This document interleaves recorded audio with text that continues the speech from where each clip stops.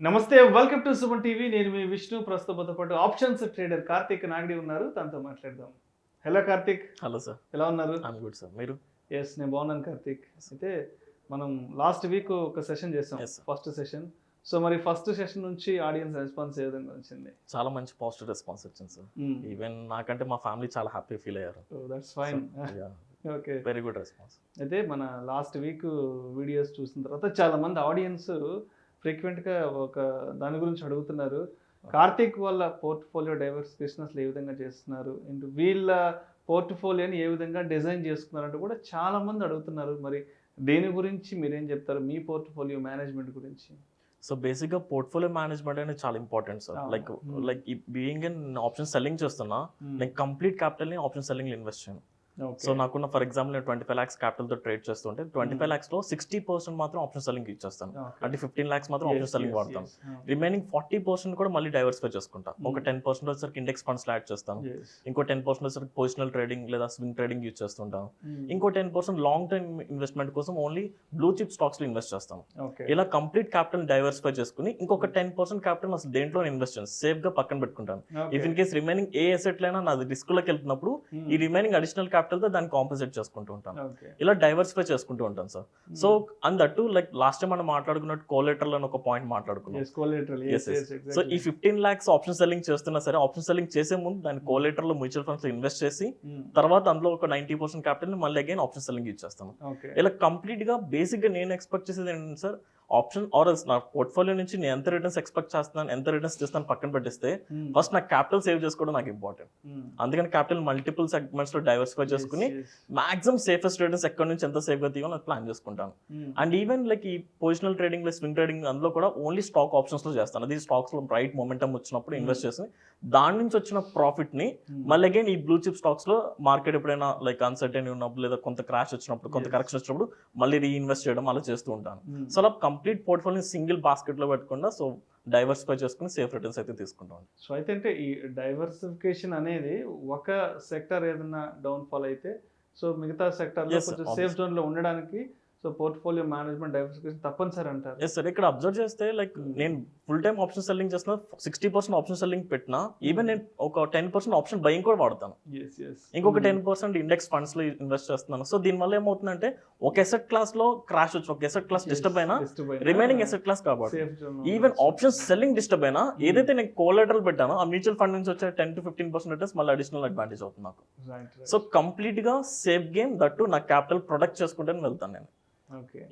Even మీరు long term invest option selling పక్కన పెట్టేసి లాంగ్ టర్మ్ వెళ్ళినా సరే ఈవెన్ మీరు డైవర్సిఫై చేసుకుని like large cap, mid cap, small cap లా డైవర్సిఫై చేసుకుని బ్లూ చిప్ స్టాక్స్ లో ఇన్వెస్ట్ చేసుకోవడం బెటర్.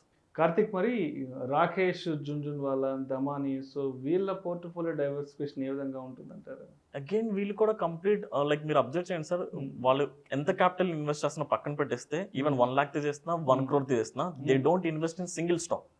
ఎగ్జాక్ట్లీ, పర్ఫెక్ట్లీ నిజమే. సింగిల్ స్టాక్ ఇన్వెస్ట్ చేయరు. యా, సో అగైన్ మనకి మల్టిపుల్ సెగ్మెంట్స్ ఉన్నాయి. ఫర్ ఎగ్జాంపుల్ ఇంకా safe beginner point of view చెప్పండి, సేఫ్ గా చెప్పాలంటే మనకు ఇండెక్స్ మల్టిపుల్ ఇండెక్స్ లో ఉన్నాయి. Nifty 50, bank Nifty, Nifty IT, Nifty auto. Like rather than investing in single ఒక కంపెనీలో కానీ ఒక ఇండెక్స్ లో ఇన్వెస్ట్ చేసే బదులు మీరు డైవర్సిఫై చేసుకుంటే బెటర్. లైక్ ఫర్ ఎగ్జాంపుల్ ఇప్పుడు బూమ్ అవుతున్న సెక్టర్స్ కొన్ని ఉన్నాయి సార్. లైక్ షుగర్ స్టాక్స్ లో ఇన్వెస్ట్ చేసుకోవచ్చు, artificial intelligence, EV vehicles, like ఇలా బ్యాటరీ స్వాపింగ్ చాలా పాలసీస్ వస్తున్నాయి. లైక్ డిఫెన్స్ సంబంధించిన స్టాక్స్ ఇలా ఇన్వెస్ట్ చేసుకోవడం వల్ల లైక్ బేసిక్ గా నేను ఎప్పుడు ఎలా డైవర్సిఫై చేసుకుంటానంటే యూనియన్ బడ్జెట్ బాగా ఫాలో అవుతాను సార్. యూనియన్ బడ్జెట్ పర్ఫెక్ట్ గా follow exactly. So February budget లో వాళ్ళు టోటల్ క్యాపిటల్ ని ఇన్వెస్ట్మెంట్ ని ఏ సెక్టార్స్ ఇన్వెస్ట్ చేస్తున్నారో చూసుకుని ఆ సెక్టార్ బూమ్ అనిపిస్తే then I will diversify. So like last financial year నుంచి మనం చూసుకున్న యూనియన్ బడ్జెట్ నుంచి షుగర్ స్టాక్, ఎథనాల్ ప్రొడక్షన్ మీద ఫోకస్ చేస్తున్నారు. లైక్ ఈవీ బ్యాటరీ వెహికల్స్ మీద అవ్వచ్చు, ట్రాన్స్పోర్టేషన్ మీద ఇన్ఫ్రాస్ట్రక్చర్ మీద. ఎస్. సో ఇలా దాని తగ్గట్టు డైవర్సిఫై చేసుకుని నా క్యాపిటల్ డైవర్సిఫై చేసుకుంటూ నేను ప్లాన్ చేసుకుంటాను. So that is the basic logic. అయితే లాస్ట్ 2 years గా మార్కెట్లోకి కొన్ని కోట్ల మంది కొత్తగా వచ్చేసారు కదా. సో అంటే వీళ్ళందరూ కరెక్ట్గా పోర్ట్ఫోలియోని కరెక్ట్గా డిజైన్ చేసుకుంటున్నారు అంటారా మీరు? Not exactly sir. So definitely లేదు. లైక్ బేసిక్గా లైక్ ఎక్కువ మంది పీపుల్ ఏంటంటే షార్ట్ కట్ చూస్తూ ఉంటారు. Short cuts. Yes. So rather than ఇప్పుడు పోర్ట్ఫోలియో ఎంత ఇన్వెస్ట్ చేయాలి, ఇప్పుడు ఫర్ ఎగ్జాంపుల్ మనం దాన్ని మాట్లాడుకున్నాం, లైక్ నేను ఎలా డైవర్సిఫై చేసుకున్నాను కంప్లీట్ గా న్యూస్ పారామీటర్స్ బేస్ మీద, కానీ ఫ్యూచర్ ఏదైతే గ్రోత్ స్టాక్స్ ఉన్నో దాన్ని బట్టి రీసెర్చ్ చేసుకుని ప్రాపర్ గా అది రిస్క్ మేనేజ్మెంట్ పెట్టుకుంటూ వెళ్తున్నాను. సో అలా కాకుండా లైక్ ఫర్ ఎగ్జాంపుల్ ఒక ఫ్రెండ్ సజెస్ట్ చేస్తాడని, లేదా ఎక్కడో ఒక యూట్యూబ్ thumbnail లో ఎక్కడో చూసి ఈ స్టాక్ బూమ్ అవబోతుంది బ్లైండ్ గా ఇన్వెస్ట్ చేయడం వల్ల like you don't like, for example నేను ఇన్వెస్ట్ చేసిన దానికి రిస్క్ అప్డేట్ నాకు తెలుసు, ఎప్పుడు ఎగ్జిట్ అవ్వాలి, ఎక్కడ ప్రాఫిట్ బుక్ చేయాలి నాకు తెలుసు. అదే ఒక పర్సన్ సజెస్ట్ చేసినప్పుడు మీకు మార్కెట్ క్రాష్ అవుతున్నప్పుడు వెదర్ అది ఎగ్జిట్ అవ్వాలా హోల్డ్ చేయాలో మీకు తెలియదు, ఆర్ఎస్ ప్రాఫిట్ లో ఉన్నప్పుడు ఎక్కడ ఎగ్జిట్ అవ్వాలో కూడా తెలియదు. సో రాదర్ దాన్ లైక్ చాలా మంది ఫేస్ చేసిన ప్రాబ్లం అదే, లైక్ మనీ సేవ్ చేసుకున్న మనీని స్టాక్ మార్కెట్ లో తీసుకొస్తున్నారు కానీ దాన్ని డైవర్సిఫై ప్రాపర్ గా చేసుకుని ప్రాపర్ గా రిటర్న్స్ అయితే తీసుకోలేకపోతున్నారు. సో ఏదైనా సరే ఒక ఆథరైజ్డ్ ఇన్ఫర్మేషన్ ప్రకారం మనం ఫాలో అప్ చేసుకోవాలంటే డెఫినెట్లీ ఎవ్రీడే మార్కెట్ లో అసలు స్టాక్ మార్కెట్ లో ఏం జరుగుతుందో మనకు తెలుస్తూ ఉండాలి, ఏ న్యూస్ వస్తుంది, ఏ న్యూస్ ఎప్పుడు బౌన్స్ అవుతుందో కూడా తెలియదు. అవును.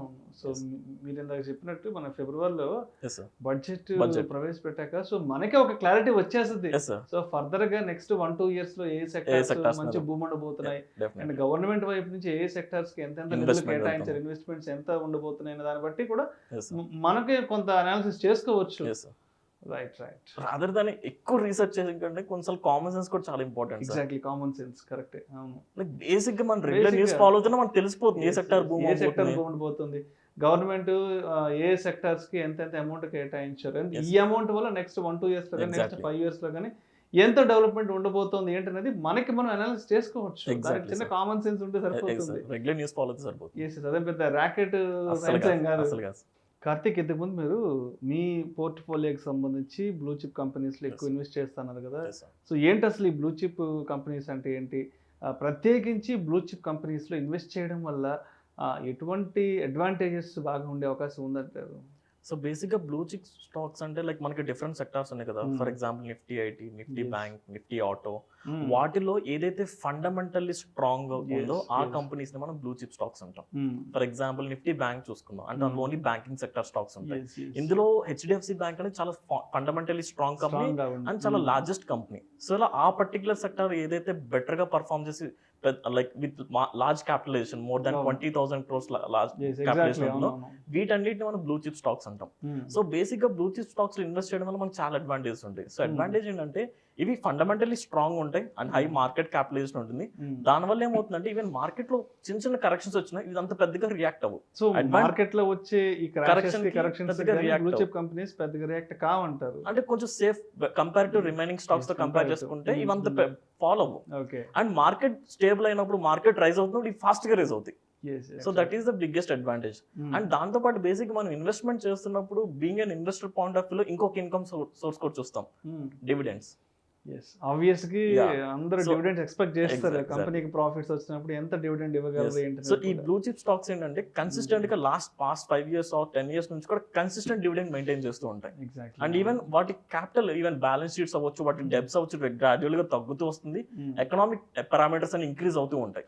సో స్టేబుల్ గా ఫండమెంటల్లీ చాలా స్ట్రాంగెస్ట్ కంపెనీస్ ఆ పర్టికులర్ సెక్టార్ లో స్ట్రాంగెస్ట్ కంపెనీస్ అంటే బ్లూ చిప్ స్టాక్స్ ఉంటాం. ఫర్ ఎగ్జాంపుల్ రిలయన్స్ అవ్వచ్చు, ఏషియన్ పెయింట్స్, ఐటీసీఎస్, హిందుస్థాన్ యూనిలివర్, ఇవన్నీ కూడా బ్లూ చిప్ స్టాక్స్. వీటిలో ఇన్వెస్ట్ చేసుకోవడం వల్ల ఈవెన్ కరెక్షన్ వచ్చినప్పుడు పెద్ద లాస్ రాదు, ఈవెన్ మార్కెట్ ఇంక్రీజ్ అవ్వడం కొంచెం సేఫ్ రిటర్న్స్, బెస్ట్ రిటర్న్స్ వస్తాయి. So that is the advantage. Thank you so much Karthik. Audience ఏదైతే అడుగుతున్నారో మీ పోర్ట్ఫోలియో డైవర్సిఫికేషన్ సంబంధించిన ఇన్ఫర్మేషన్ మన ప్రేక్షకులకు చాలా డీటెయిల్ గా తెలియజేశారు. Thank you so much.